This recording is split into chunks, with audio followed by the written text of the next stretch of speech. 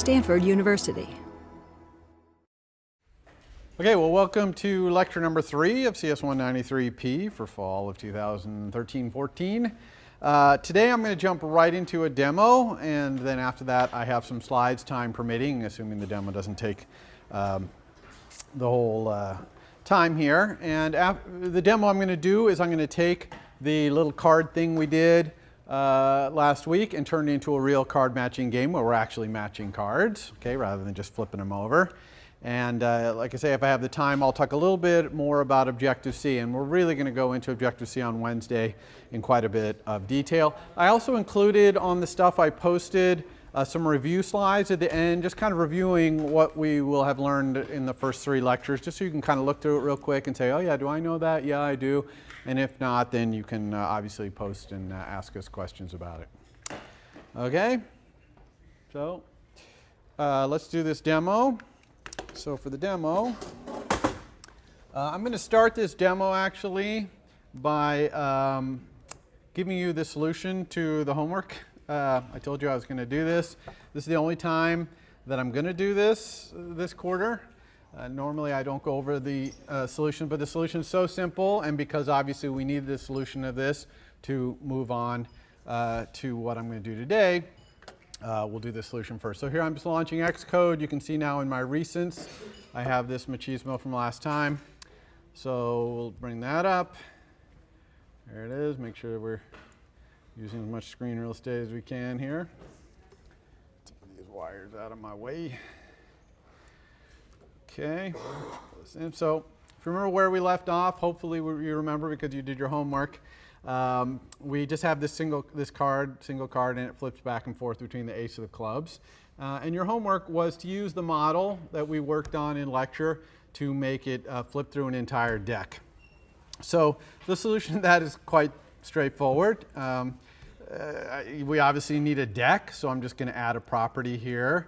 Strong property, should be strong because we need that deck to stay around. And it's going to be a deck, and I'm going to call it deck. Okay, now we have an error here because of deck, so we have to go up here and import deck, right, to make that error go away. So now we got this property.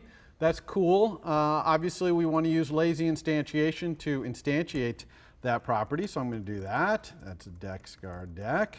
And I'm just going to see if my instance variable is null, or nil rather, 0 basically.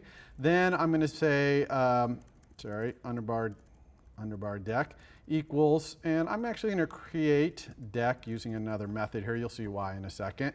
And then I'm going to return underbar deck. Okay, and create deck is just going to create a deck.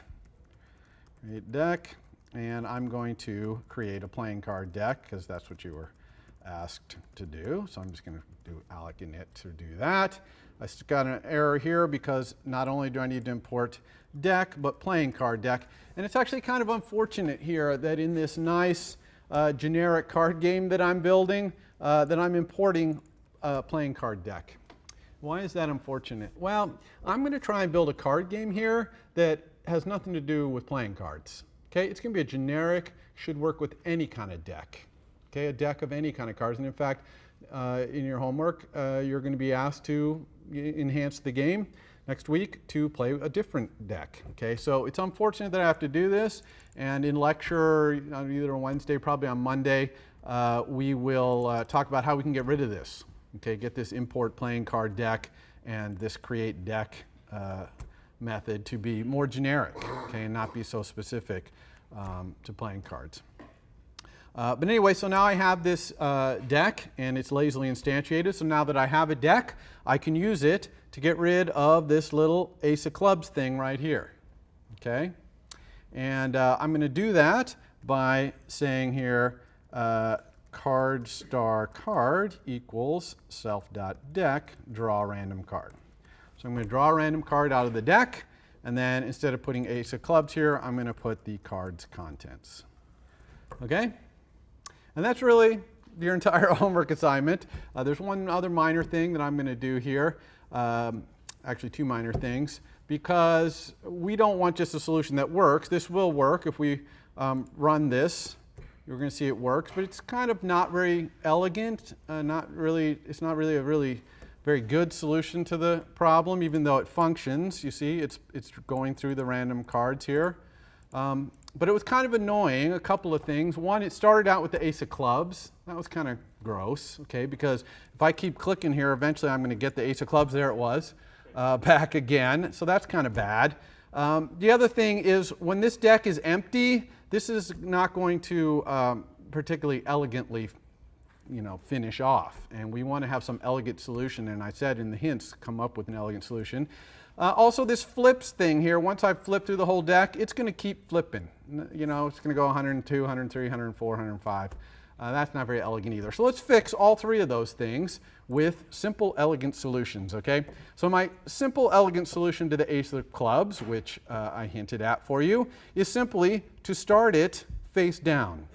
So I'm going to get a card back here, get rid of the ace of clubs, and now this card starts out face down. So I didn't even have to write any code, and I just used my brain over my brawn to make sure that this works, right? So that's kind of an elegant way of thinking about solving that problem. So we'll just start it face down. There was no required task that said you had to start with the ace of clubs face up. So that's a good solution. When it comes to running out of cards, I think an elegant solution is it just will stop flipping at that point.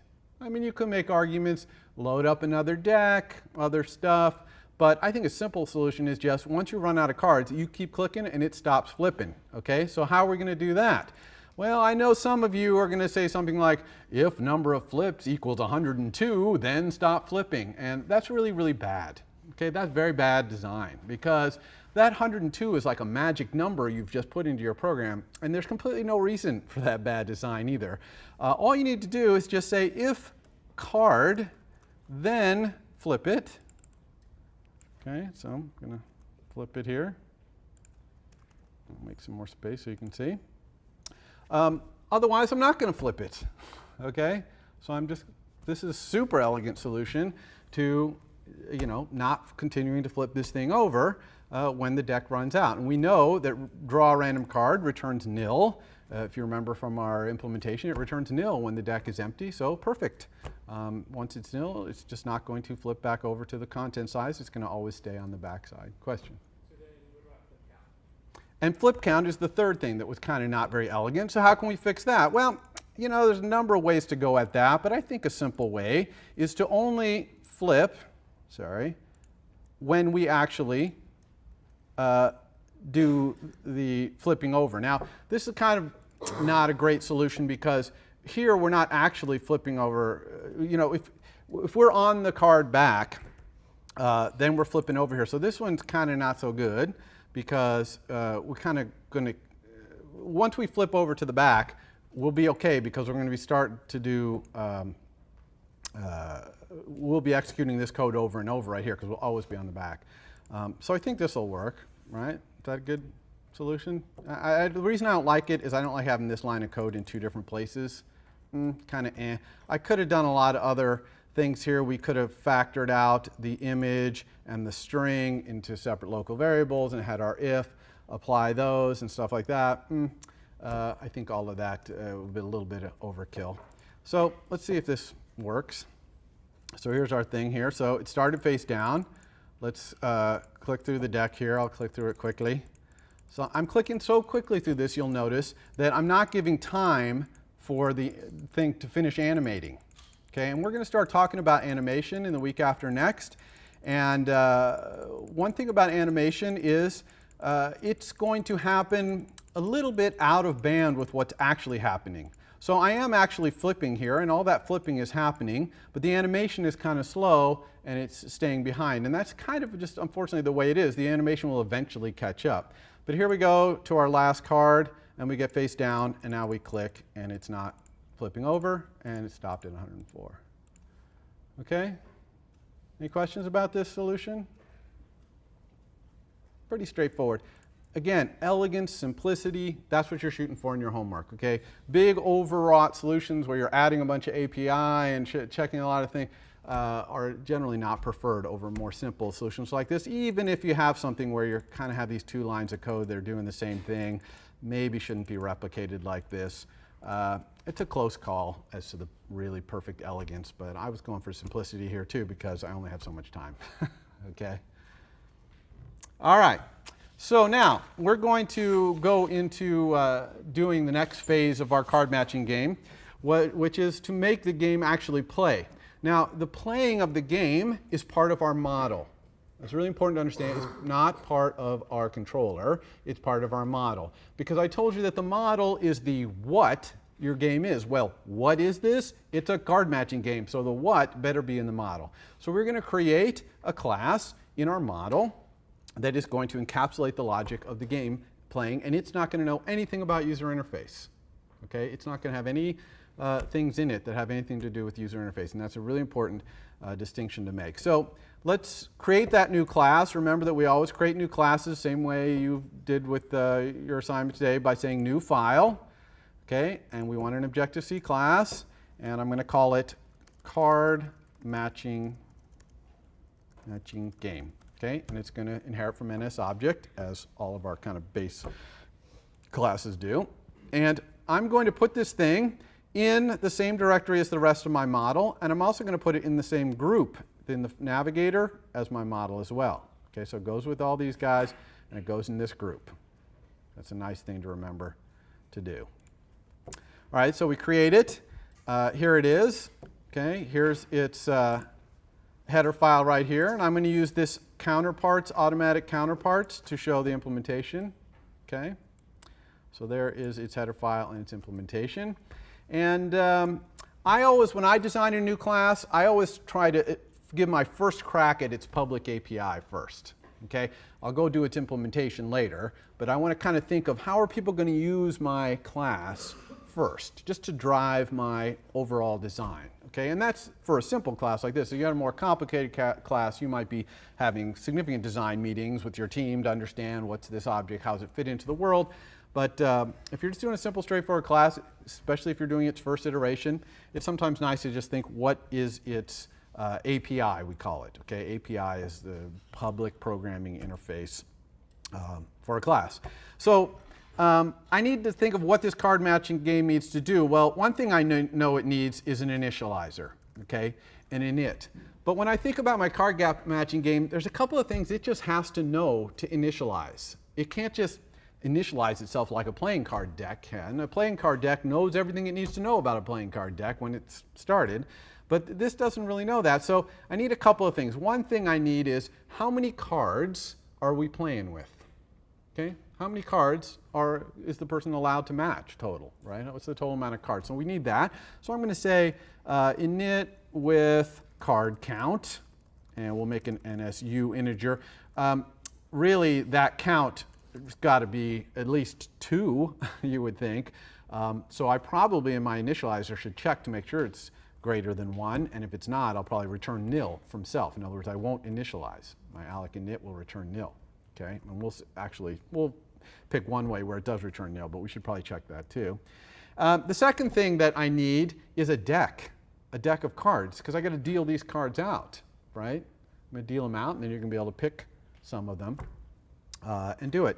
So I'm going to say using deck star deck. Okay, so there's an initializer, and of course to do that I need to import deck. All right, so that's pretty good. Start there. What else do I need for my game? Well, it's a game, so I think it should have a score. We'll say NS integer score. And again, NS integer, NSU integer versus unsigned int is kind of a style thing. I used NSU integer above. I'm going to use NS integer to be consistent here. And my score could be negative, possibly. So that's why it's not an NSU integer. It could be negative. And notice I made this property read-only. It's the first time we've seen that. And why is that? Well, that's because I'm the game logic. I get to determine what the score is. Nobody can set the score. I tell you what the score is. Therefore, there should be no setter for this property, at least not publicly. You're going to see in a moment, privately, we're going to make this read-write so that we can set it privately, right? Because we obviously need to be updating our score all the time as people flip these cards over and get matches, they get points, we need to update it. But publicly, we want it to be read-only. Okay?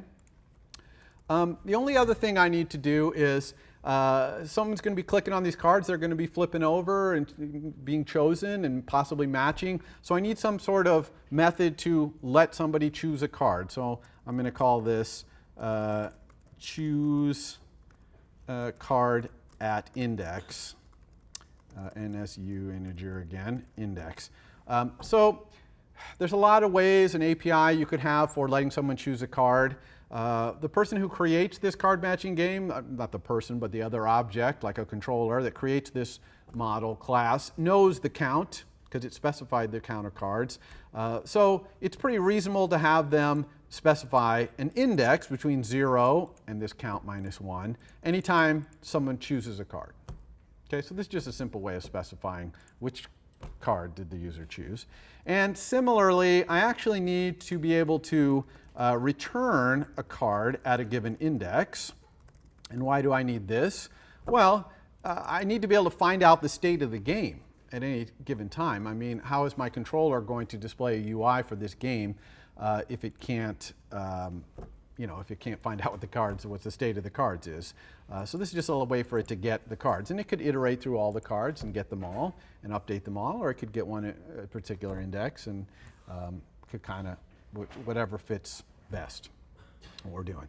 All right, so that's my public API. Now before I go and do my implementation over here, you can see that I got this warning right here. And what's this warning saying? It's saying, there's actually 3 of them. You can click on this little 3, by the way.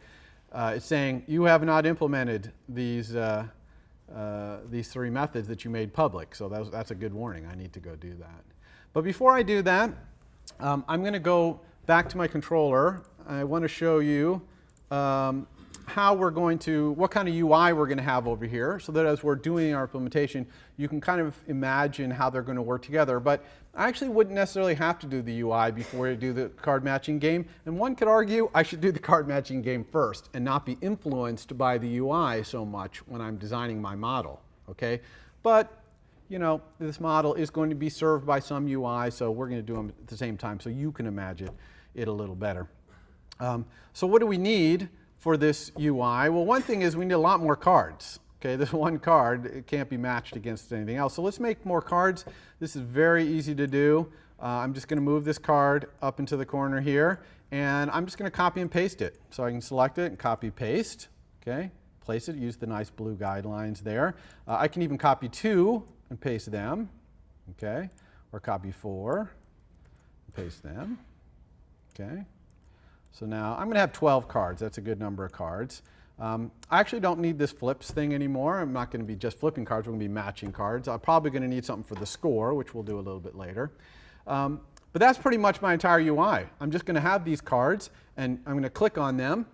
It's going to show a card, and then I could either click on it again to turn it back face down, unchoose it, or I could click on another card, and if it matches, I should get some points, and if it doesn't match, the other one, the last one I had, is going to flip face down. Okay, now those of you who are used to a game like Concentration, it's a little different. Usually you pick a card, then you pick another card, and if they match, you get points. If they don't match, they usually both turn back over. Okay, which would be a cool UI, but I haven't taught you how to do animation, and that's what you would need there, because that second card, when it comes up, would need to be on screen for a little bit before they both went down, because you got to at least get to see this one. So since you don't have animation, when you click on that second one, it's going to face down the previous one if they don't match. Okay, and then you just keep clicking around trying to find matches, and you get points. And we'll show you kind of the point system that I'm going to use. So this is my entire UI. It's a very content-central UI, right? The UI is really focused on these cards. There's not a lot of adornments and other stuff around it. And we're really not going to have much other stuff except for the score. And you're going to add like a redeal button and maybe a little bit of stuff about some status about what's going on in your homework. But this is the fundamental basis of the UI. Okay? So now let's go back to our card matching game. And let's talk about how we're going to implement this thing. I'm going to go back to automatic here. Put this thing back. Just to make this look nicer, I'm going to go like that. I'm going to leave this header file up while we go and do the implementation so you can kind of see where we're shooting. This is what we're shooting for. So the first thing I want to do is make this be read-write in my implementation only. And And I do that with this little private interface. Remember I showed you about this, that you can have one of these with a little open parentheses, closed parentheses like that. And now you can declare your own things. Well, I'm going to redeclare this thing to be non-atomic read-write NS integer score. Okay, now this read-write, we don't use that very much because it's the default, right? Is chosen, remember the properties chosen and match that are in card? Those didn't say read-write, but they had a setter and a getter, okay? They were read-write. We really only use this when we're trying to redeclare a read-only one from public to private. This is about the only time we really use this. There are probably programming styles where people put read-write all the time, even though it's the default. Some people do that with strong, since strong is the default. I like to specify strong everywhere, just so it's really clear what's going on in my mind. But read-write, not necessary for most things, except for here where we're redefining it. So everyone understand what I'm doing here? This is score. This is exactly the same score. It's just that this says there's going to be a setter. But I'm only going to be able to call that setter, at least not without a compiler warning, in my implementation, okay, because I've declared the read-write part here. No public person is going to be able to set the score, call set score, without the compiler giving a warning, okay? So the next thing I want to do is I want to think about my internal data structure for my card game. Really simple. It's just an array of cards. Okay, I'm going to have an array of cards. It's going to be this many cards. I'm going to pull them out of this deck, and people are going to be able to choose those cards. Someone can go look at the cards, and we'll adjust the score as people choose the cards. Okay, so I need that internal data structure. It's internal, so I'm going to put it here. Non-atomic strong. It's going to be an NS mutable array. Okay, and this is similar to what we had in DEC, right? And I always like to put of card just to say what's in here, because as we said, there's no way in Objective-C to kind of have the compiler enforce what's in here. The things that are in this mutable array are just objects, and the compiler does not know what class they are. Okay, so it's up to you to make sure you don't send messages to things you pull out of it that are wrong.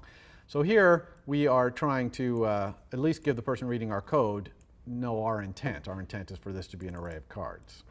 Okay, and of course we want our lazy instantiation.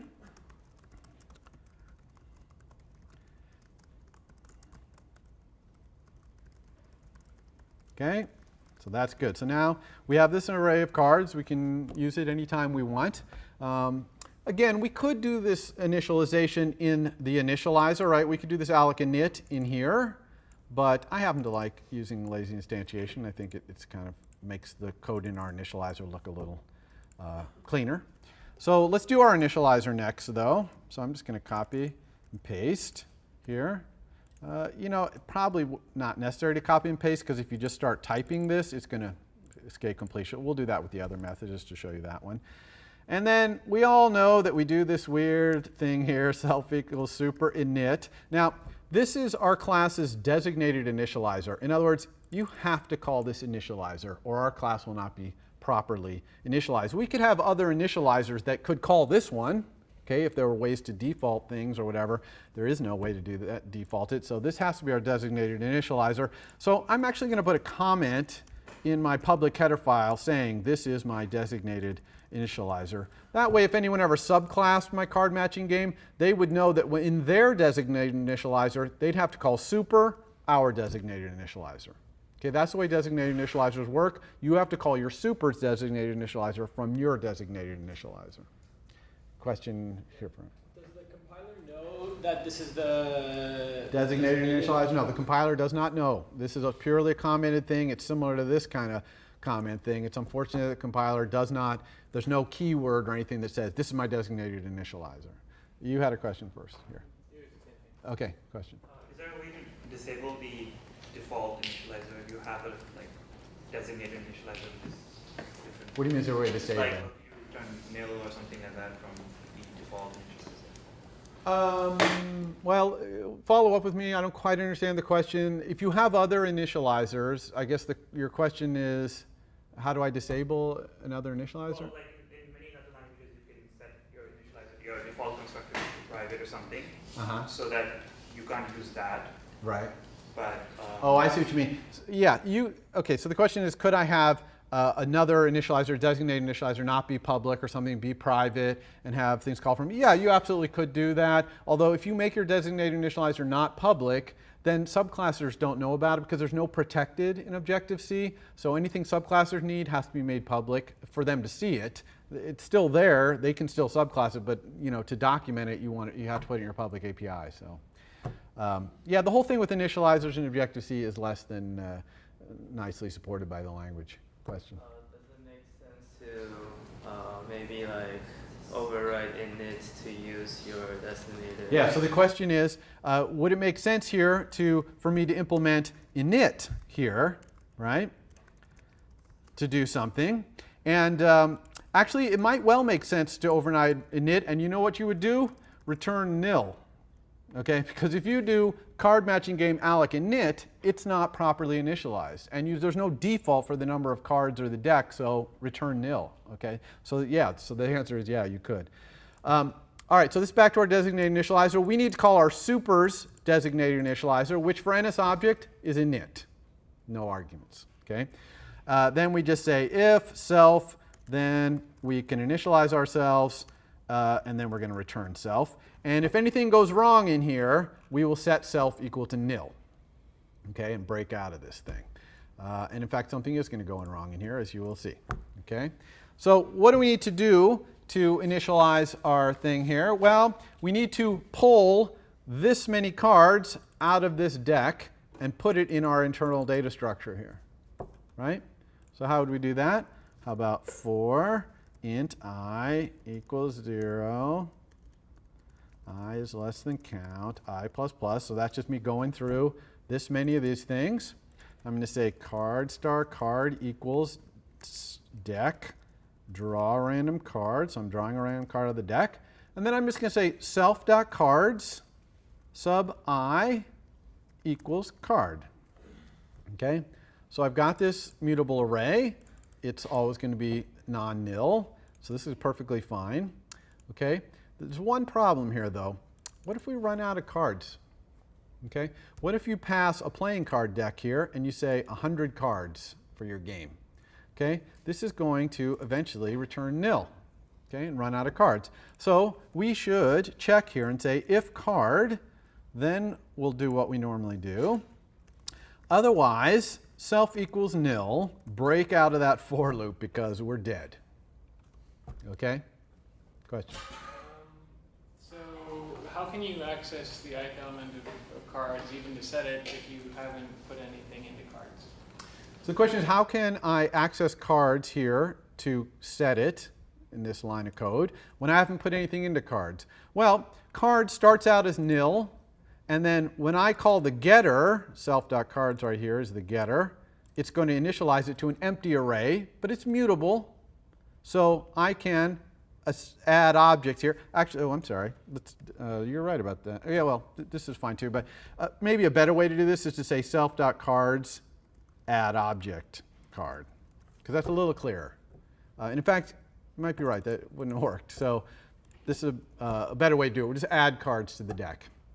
Okay, make sense? Sorry about that, I had a little different card there. But and actually, I'm not sure if that would work. Let me think about that. So you're saying insert object. Yeah, actually, that probably would work too, because you'd be doing insert object add index. It wouldn't be, it would be just at the end of the array. That would probably work too. So you could do it either way. Because self.card sub I, that sub I thing, it's really just calling a method. Insert object at substring index. That's what the method is calling. You can look at the documentation to see the name of the method it's calling there. But if you insert object at index and it's at the end of the array, I believe that'll work. But if you do it at 500, that's not going to work, okay? Because it can only grow the array as you go, I believe. Question? Can you put different types of objects in the same array? So the question is, can I put different kinds of objects in the same array? And the answer is absolutely. You can, and we do occasionally, and we'll talk about on Wednesday how you deal with that, right? How we manage the fact that we have different kinds of objects in there. But yeah, it's absolutely perfectly legal. Okay? All right, so there's that. And again, as I said, we could probably say at the beginning here, if self, we could also have an if count is less than 2, right? Then return nil. We could do that, check that as well. Okay? Okay, so let's do some of our other methods here. How about choose card at index? Okay, actually let's do card at index because card at index is super easy, right? This is card star, and notice if I start to type here, it knows that it's card at index. So it's going to complete that. I press tab to get there. And this one is just return self.card subindex. But you know, this is a public method. What happens if someone passes a bad index there, right? An index that's greater than the count. Are we just going to go ahead and crash here? One could argue that might be good because it'll help find the bug. Certainly some kind of assertion in here would be good. We'll talk about that later. But I'm actually just going to protect myself against it by saying if this index is less than self.cards count, then I'll return it. Okay? Otherwise, oops, if. Actually, we'll do it this way. Use the old question mark. Some people were asking about this. Okay? Return question mark nil. Everyone know this question mark colon C thing? This is totally a C thing, not an objective C thing, right? Just like an if-then. Yeah, question. So without that guard, how does array access with these methods for the mutable array work? Without that index, without the guard, if you passed a large index, would it necessarily crash? Or would Yes. So the question is, what if I pass too large an index here? Would this crash? And it would. And what would happen is it would crash with the exception array index out of bounds. Okay, so it wouldn't disclose memory on the heap or anything? No, it would crash. It would raise an exception, array index out of bounds. Okay, and this array class would raise that exception. And we'll talk about raising exceptions. For now, until you go to this debugging thing maybe on Friday, for now, you're just going to see exceptions like that happen on your console. It's not even going to stop where the exception happened, which is unfortunate. But that debugging session, we'll talk about how to make it stop there. But that's what's going to happen. It's going to raise an exception. So that's card at index, really, really easy. And now let's talk about this other one, choose card at index. This is really the heart of our logic, because here's where you're choosing the cards. Here's where the matching actually has to happen and the scoring. Okay? So this is basically our entire logic is going to be in this method. So what do we need here? Well, they're choosing a card, so let's get the card they chose. And I'm going to call self card at index to get that card. Okay, so now I have the card that they're choosing here. Now, if a card that they chose has already been matched against another card, then I'm going to do nothing here. I'm going to ignore when you try to choose a card that's already been matched, successfully matched with another card. So I'm just going to say here, if card is matched, and actually I'll just say if not card is matched, we'll do something. Otherwise, we'll just do nothing. Okay, so I'm only going to match these cards. If we're only going to try and match two chosen cards if the card you just chose was not already matched. Okay, that makes sense? Everyone see why I would do that? Okay, if it's already matched, you can't match it against another one. So now the question is, if the card is already chosen, then what am I going to do? Then I'm actually going to flip the card back over or unchoose it. So I'm going to say card.chosen equals no. Okay, so if you pick the card that's already chosen and you choose it again, it's going to unchoose it. So it's kind of a toggle. Choosing a card is kind of toggles it on and off.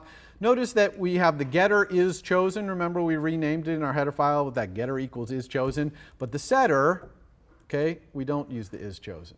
Setter is still chosen. Chosen is the name of the property. Okay, everyone remember that from card? Hopefully you had to type it in so remember it. So otherwise we're in here. In this case we're choosing a new card and we need to match it against other card. Okay, let's say another card. Now our matching game only matches 2 cards. In your homework you have to extend this game to match up to 3 cards. Okay, that's going to be part of your homework assignment. But here we're only going to match 1 other card. So all I need to do here is look through all the other cards in my cards array up here. Right? This is my internal data structure. I just need to look through them all and find and go and see if there's another card that is chosen and not matched. And if it is, I'm going to try and match it against this card that was just chosen. So to search, I'm just going to go through my cards, for card, other card, in self.cards. Okay, I'm going to go through all the other cards. And if I can find an other card that is chosen and is not matched, okay, then bingo, I found another card to try and match. Now, there can only be one other one because I only do 2-card matches, and I'm always looking for that second match. So if it doesn't match, I'm going to flip that, unchoose that other one anyway. So I'm ready to go here. I've basically found the only other possible card that can match. Now, again, when you do a 3-card match or an N-card match, if you so choose in your homework, which might be a good idea, you might find a number of cards here. You might have to collect them somehow in an array or something so you can match them against each other. But here, I don't have to worry about that. So I found this other card that's also chosen. Let's match them. And I'm going to do that by saying match score equals the card that we chose up here, right? This is the one that the user is choosing. Match, colon, remember that's our method in card that matches 2 cards. It takes an array though, an array. So I'm going to have to make an array on the fly and put the other card in it. Okay? Everyone understand this line of code? I'm matching this card against this card using the match method in card. Okay? But I had to create this little array on the fly because match is actually capable of matching multiple cards, which is good because your homework's going to require that. But here I'm only doing one, so I just create this little blue @ square brackets thing to create an array. So now I've got this match. Now, we've defined match, kind of the semantics of match, are that if it returns non-zero, then there was a match of some sort. If it returns 0, no match. Okay, that's what match colon means. Okay, that's what we've just defined it that way in the semantics of our model. Probably we should have put a comment in our card.h that says match colon returns 0 if no match, otherwise how good a match it is, basically. So match should be returning high score if it's a really good match and a lower score if it's not so good a match. Okay, that's kind of the semantics of it. All right, so what if it is a match or it's not a match? We have to deal with both of those cases. All right, so in the case that it is a match, then let's give ourselves that score. Okay, and both these cards match, so let's mark them both as matched. So we're going to say card.matched equals yes, and the other card.matched equals yes. Right? So they're matched, they're out of the game, we got some points. Now what if they don't match? Well, I told you if they don't match, I'm going to turn that other chosen card, I'm going to unchoose it, basically. So I'm going to say other card.chosen equals no. Okay? And also, I think I'm going to impose a penalty for doing this. Okay? I'm going to subtract something from the score. I'm going to call it my mismatch penalty here. And I can make a constant. Now, let's talk a little bit about constants. You know, this is C. Okay, so you're going to make these constants however you want. One way to do it is to say #define, right? So I could say #define mismatch penalty. Oops. And we can make the mismatch penalty be, you know, the mismatch penalty is, what did I decide? I think something like 2. So I'm going to take away 2 points if you mismatch. So that's one way to do it. Another way to do constants is const. Okay, a static const even. Static const int mismatch penalty equals 2. Okay, so that's another way to do it. This is kind of as you prefer. The nice thing about these static const is they're typed, right? Whereas a #define is not typed, it's just substituting, okay? But here you've got a type thing. You'll be able to see this in the debugger better because it's typed.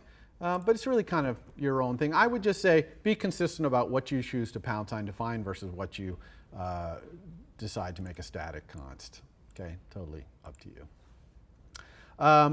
You know, the other thing I'm going to do here is if you match, since I'm basically charging you 2 points if you mismatch, if you match, I want to give you a lot of points. So I'm actually going to give you a match bonus.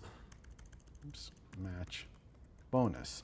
Okay, this is going to be another constant here. Put this up here. Actually, let's copy and paste this.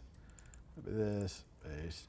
And I'm going to give you 4 times whatever your matching is because I'm giving you this penalty, so I want to give you a bonus if you actually match. So whatever the match score is, however good a match it is, you're going to get 4 times as many points if you match. Okay?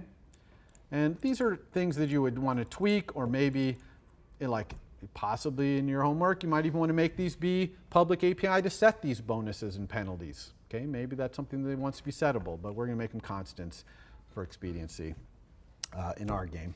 The other thing we can do here is if we find this match right here, we can break out of this 4. Okay, and that's because we're a 2-card matching game. Once we found a match, we're done. Okay, we found another chosen card. We processed it. We don't need to keep looking for more matching cards. Again, if you have a matching more than 2 and you're collecting cards, you may not be breaking out of this loop down here. The other thing I wanted to do here is if you are choosing the card and flipping it face up, I want to make it cost something. So I'm actually going to make a cost to choose, and I'm going to make it be 1 point. Okay, that's because I don't want you to be able to just, flip the card over, flip it back down, flip the card over, flip it back down, eventually memorize all the cards, and then flip them up and get all your matches. So it costs you a little bit. If you forget a card and you have to look at it again, it's going to cost you just a little bit, okay? Not as bad as mismatching, but it costs you a little. Question? I think maybe break should be 1 line out, because otherwise it breaks. Oh, yeah, you're right. Checking one. Good call. See, now I rely on all of you to make sure I don't make a mistake like that. So yeah, absolutely. This break needs to be inside this if, because we only break out of this 4 when we find another card. Good call. And the last thing, of course, is I want to mark this card as chosen. And sorry for the gaps there. Okay. This card, whoops, not is chosen, chosen. This card is chosen after we've done all this thing. In any case, it's going to be chosen. It's going to be the new chosen card. Okay? It might also be matched, but it's also chosen. Okay? So that's it. Okay? That's the entire logic of my card matching game. It's pretty simple. It's kind of, in a way, ultra simplified. You could imagine much more complicated things, but I'm doing this on the fly here, and we only have an hour and 15 for lecture, so I've kept it kind of intentionally simple. But the main point I want you to understand from this logic is it has no UI in it, right? It's purely just dealing with the cards and setting them to be matched or not, whether they're chosen or not, depending on using the match colon method, which is also part of our model. There's no UI here. Okay, it's up to our controller to take this logic and turn it into UI. All right, so let's take a look at that. I'm going to go back to our storyboard here and make more space. Scroll this over a little, give it more space. Okay, so here's our controller, right, our simple controller, just as we left it off. And I need to use this logic in this thing. So the first thing I'm going to do is create a property to hold my card matching game.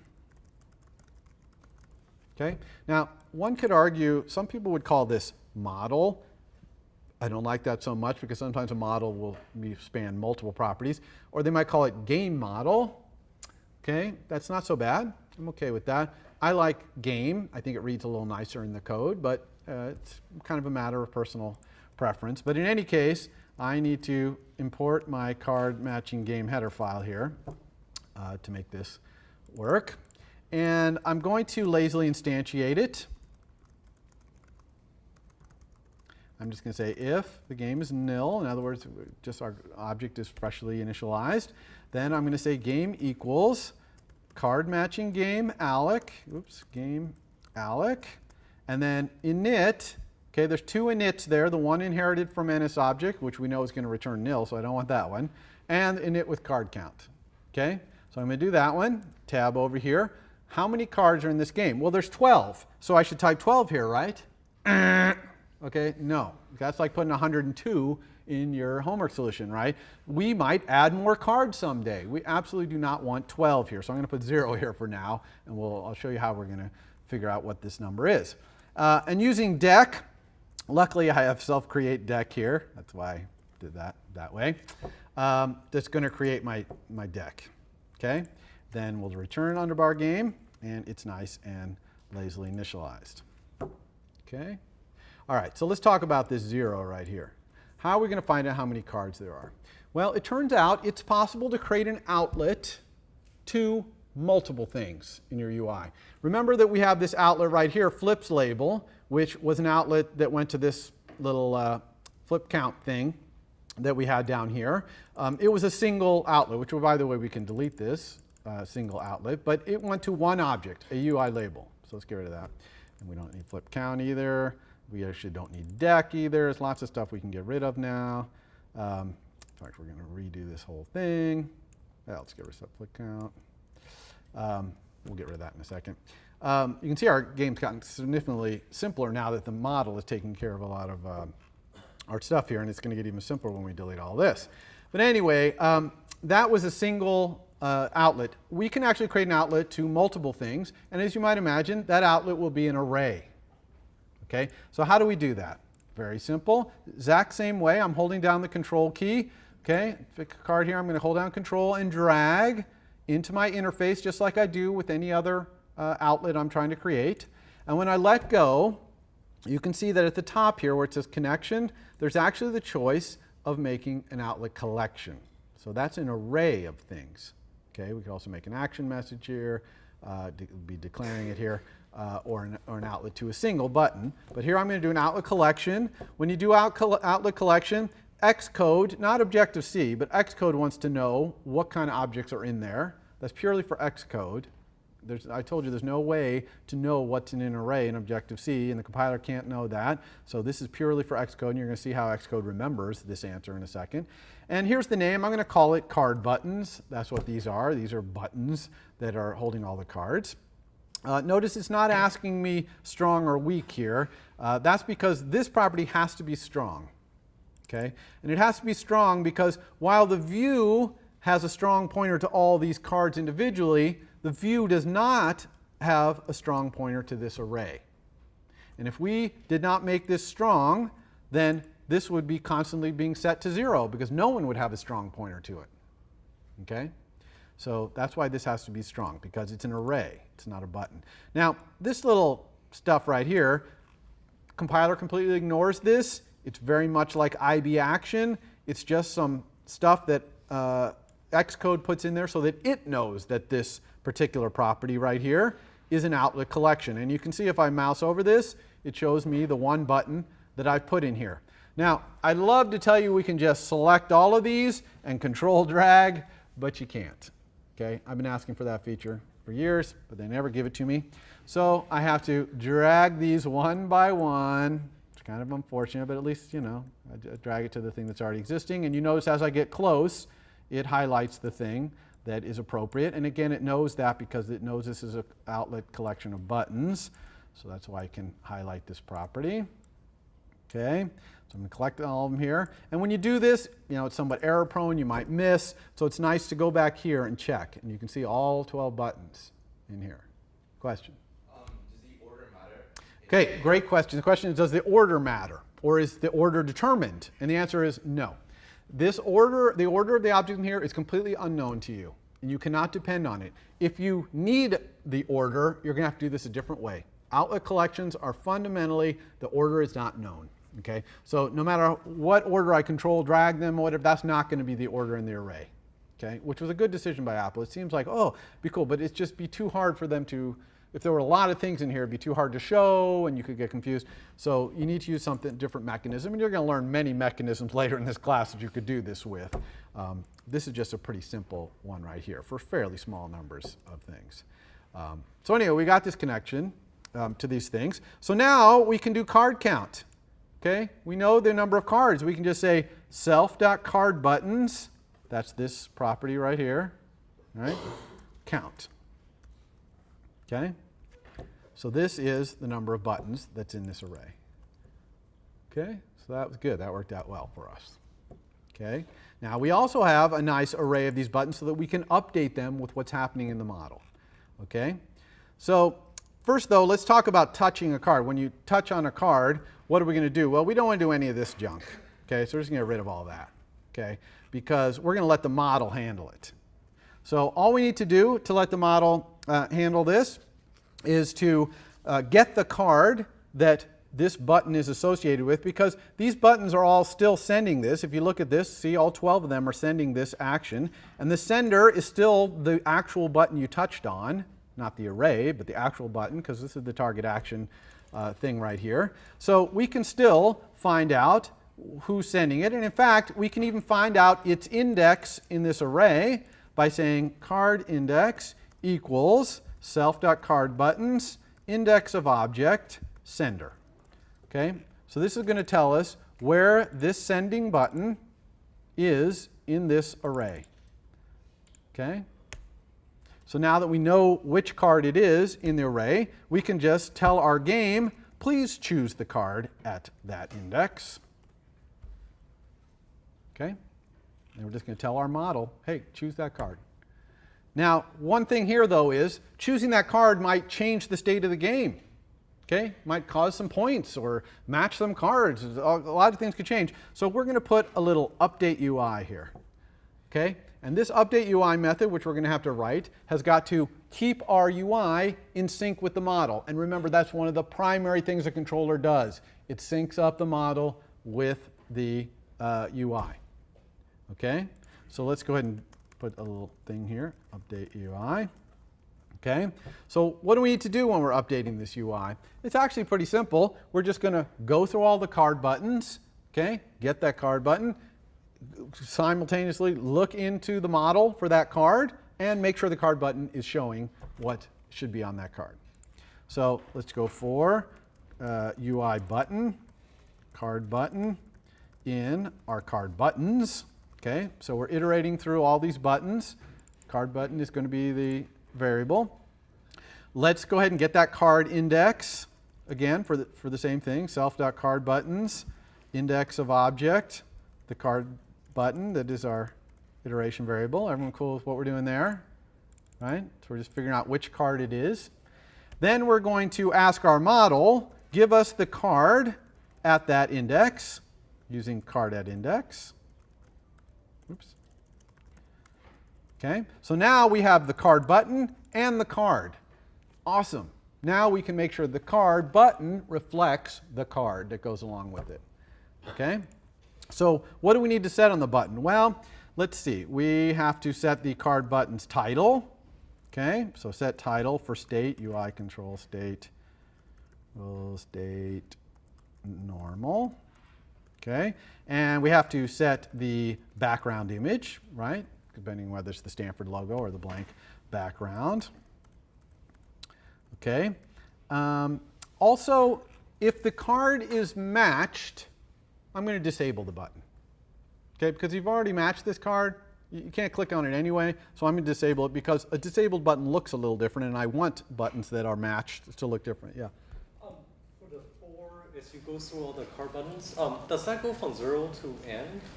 It does. So the question is, does a fast enumeration like this, when you do this for in thing, does that go from the 0 to the end? And the answer is it does. It does go in order. You could theoretically just You could. So the question is, do you not need this? You could just have another iteration variable, or you could use an iteration variable here, like for I equals 0 to the line. You could.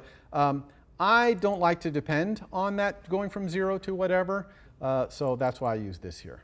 It's a matter of style. Totally a matter of style. This is also kind of a little clearer because here I'm saying I want the card that goes with, the card button that goes with this thing. So the last thing I'm going to say is the card button enabled equals the card is matched. Okay, so the button will only be enabled if the card is not matched. Okay, now of course I have these two things which I haven't provided. Right? I've just left them, we don't have that argument. And actually for both of those, I'm going to create little other methods here, helper methods. So for the title, I'm going to have a helper method called title for card. It's going to take a card as the argument. And it's going to return the title for that card. And for the background, I'm going to have UI image, background image for card.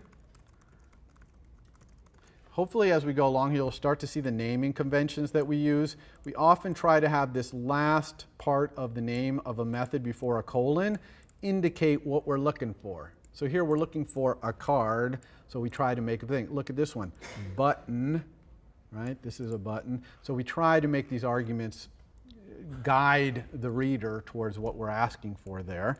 We don't want to get too overwrought about it, but it's a general naming convention there. So what is the title of a given card? So I have the card.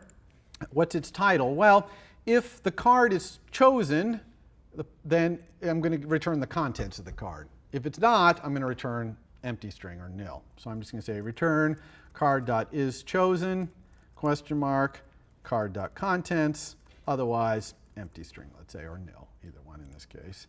And how about the background image? This is kind of a cool one. I'm going to say return a UI image, image name is card.isChosen. So if the card is chosen, then I want the card front, otherwise the card back. Now you probably think I'm just in love with this question mark colon syntax, which I do like it a lot. It's kind of clean.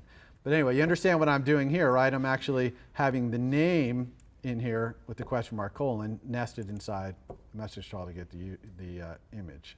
Okay? So now I can use that here. Let's do the title first. I'm just going to say self, title for card, the card, and then here I'm going to say self, background image for card. And both of these I'm going to hit return just to make this a little easier to see. Okay, so that's pretty much it. Okay, I've matched up my UI with my model. When I touch in the UI, I let my model know to choose a card, and we're pretty much good to go. I think that's all I wanted to show. Yeah, we'll do the score in a second here. We need a score, but before we do the score, let's go ahead and run this and make sure that it's working.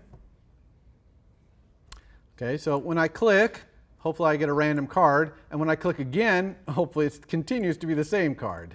Okay, that would be bad if that was constantly getting a random card, but we know we got rid of that code, so it's not going to do that. So there's a king, 5, 2. Okay, now we got 2 clubs right here, so I could do that. Oh, didn't match. Okay, so why don't these match? They should match. The answer, anyone want to tell me? You know? The match function is still just direct match. Absolutely. The only match function we have is this really bad match function. Let's go look at it. It's right here in card.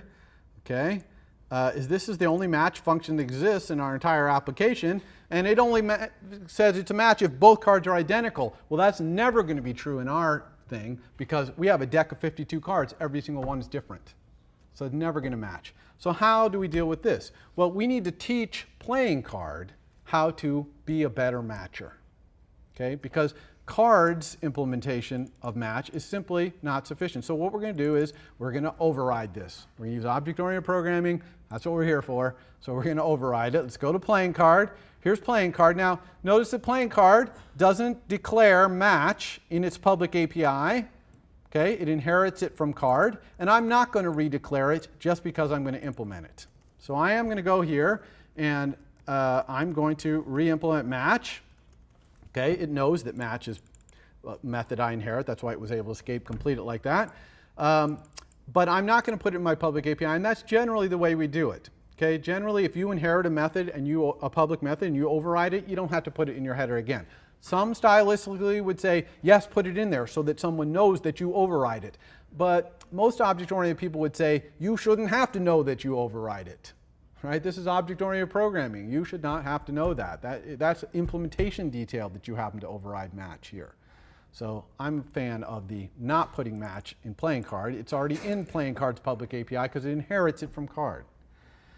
All right, so what are we going to do in match? Well, I'm going to have a really dumb match. You're going to need a better one for your homework. My dumb match only can match one other card. Okay, so the first thing I'm going to say here, let's go ahead and do int score equals 0 and return score. The first thing I'm going to say is if other cards count equals 1. Okay, so I'm only going to match one other card. Okay, if there's 2 cards in there, no match. Okay, too much for me. So I'm just going to say this one thing. Now, I need that other card, though. How do I get the other card? I'm going to say card star other. In fact, I'm going to say playing card star other card equals. Now, I could do a lot of things here. I could say other cards sub 0, but I'm actually going to use a method here I want you to know called first object. Other cards, first object. Okay, first object returns the first object in an array. If the array is empty, it returns nil. Okay, that's different than saying other cards sub 0, because if that array is empty, that will crash. That will say array index out of bounds. You see the difference? First object, there's also a last object. They just have this magic piece to them that they don't do array index out of bounds. Okay, but otherwise they return the first object, or nil if there's no objects in there. Okay, I just want you to know that. I don't actually need it here because I know there's one object in that array. So this is not really necessary. I could say other card sub-zero, it'd be okay here, but I'm just trying to teach you the method first object, that's all. So I got this other card. So let's go ahead and match it. What's a good matcher? Well, if the suits match, I'll give a little bit of points, but if the ranks match, I'm going to get a lot of points. So let's say if my self.suit is equal to string, the other card's suit, okay, so the suits match, they're both clubs, then I'm going to say the score equals 1, okay, and we can say else or not because we're going to assume the cards are all different. So if the cards are the same, then you're only going to get a suit match, which doesn't even really make sense. But let's say if self.rank, oops, we don't need to send a message there. If self.rank equals the other card's rank, then let's give 4 points. Now, why do I give 4 versus 1? Well, think of the math, right? If you have a club in your hand, how many other cards are there in a full deck that will match a club? 12. Okay, if I have a king, how many other kings are there? 3. Okay, so 12 versus 3, it's 4 times easier to match the club. Assume you have a full deck. I'm just picking numbers kind of at random here. It's not a bad choice for the scoring here, but mostly I'm just trying to get this relative scoring right. Question? Yeah, so the question is, am I using magic number? And absolutely. And you probably, this whole thing of the scoring here is somewhat magic numbers in our simple implementation. You probably, this is not necessarily a magic number. If you define match to say, make the easiest match versus equal 1, and then make any more difficult matches be multiplicatively, more difficult like this, then this is actually right, because that 4 is fundamental to a playing card. It's fundamental to how a playing card's ranks and suits work, right? So assuming you define this match to only match against other playing cards in the same deck, that 4 is magic, but it's magic to this class. So yeah, you could put a pound sign define, but that doesn't make it any less of a magic number. So it is magic, but you can put it in there. You see what I'm saying? See the difference between that and like 102 in your controller, which is trying to be, maybe generic decks? That's a little different. Good question, though. All right, so now we have a better match. So now if we go back to our controller, so let's do that. Just back on screen right here, and run. Hopefully now, let's see if we can find a match. Okay, so there's a club, right? And this is a club, so let's match them. Ready? Oh, it matched, and it even disabled them. Okay, but I have no idea how many points I got because there's no score on here. So obviously, we need a score. So let's put the score in. Hopefully by now you can imagine easily how we would do the score. Simple, just like flips. We just grab a label here. I'm going to drop it down in here. I'm going to say score 0, because that's what I want. Oops, that's what I wanted to say when we start up. And yes, it's possible you could load these strings up at startup. We'll talk about when and where to do that in your code in the next couple lectures. So I have this score. I obviously need to be able to talk to it, so I control drag up here into my interface to create an outlet. I let go. This one wants to be an outlet, not an outlet collection, but an outlet. I'm going to call it score label. Okay. It can be weak because we know that the view is going to point to it. It is a UI label. There's an outlet for it. I'm just going to update it in update UI. So I'm going to say self.scoreLabel equals ns string with format. We'll say score :%d. And where do we get the score? Anyone know where we get the score? From the game, exactly, from our model, self.game.score. Okay? And I'm going to go show that just to make sure everyone understands that. Here's my card matching game. Remember that in its public API, it has the score. Okay? And we're keeping the score when we're choosing. Okay? Everybody cool with that? So that's it. That's all we need to do here to update the score.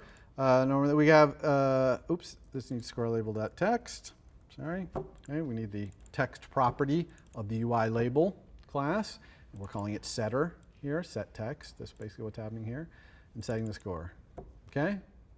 One other thing I'm going to do, just in case the score is really big, let's make that wide and run. And we'll talk about, by the way, text fields that get larger when you put text in them and stuff like that. There's a way to handle that in iOS as well. We can't talk about it everything all at once, though. All right, so let's see here. -1. Why did I get -1? Because I have a cost to flip. So every time I flip a card, I got to pay. All right. Now here's a spade and here's a spade. All right. So what's going to be my score after I click this? Well, clicking this is still going to cost me 1, so that's going to make my score go down to -6. But I'm going to get 1 point for matching times my match bonus of 4 is 4 more points. So my score should be -2. All right? And it is. Woohoo. Okay, let's see if we can find ranks that match.